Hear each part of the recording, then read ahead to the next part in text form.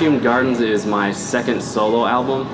I made it over the course of the past 2 years, and I've gone through a lot of changes in my life, which are all reflected in the work. So it sounds like weathered, hazy, psychedelic Americana. And it's definitely the most ambitious creative project I have ever attempted.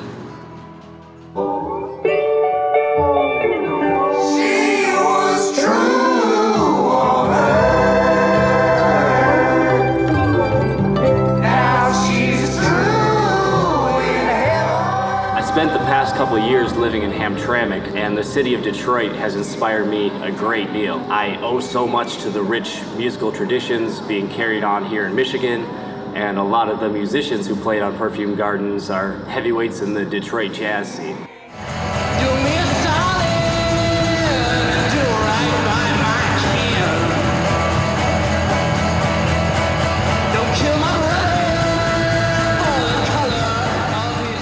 At the same time, we're living in an era of political and social unrest.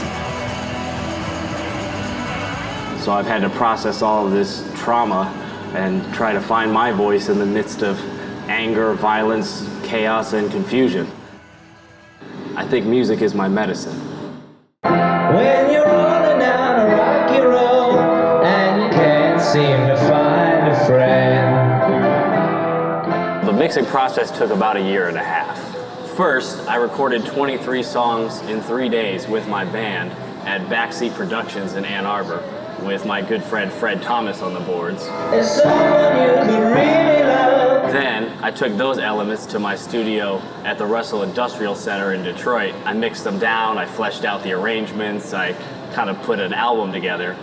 And then, finally, I took those elements to my friend Dave Feeney at the Temper Mill in Ferndale, and we did the final mixes to a vintage 24-track tape machine.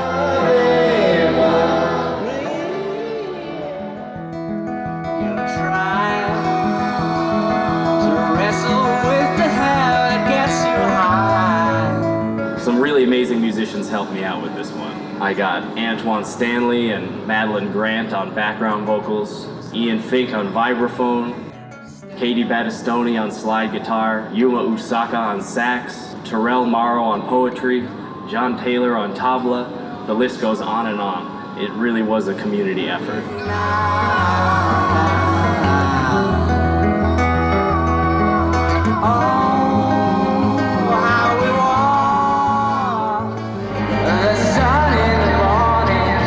The front cover is an oil painting by a very renowned German fantasy artist named Michael Hutter.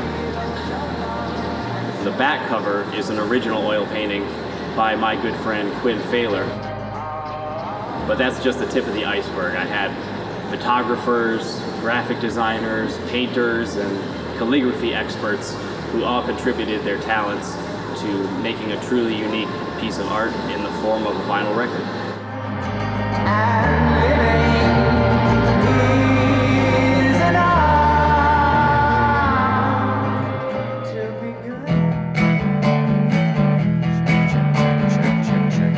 In 2016, I successfully funded and shipped my first album via Kickstarter, and I found it to be a really direct and personal way for me to distribute my music and connect with my fans. I don't cut any corners on quality, which means all this stuff costs money. The challenge is going to be raising $10,000, which is the minimum amount it's going to take to bring this project to life.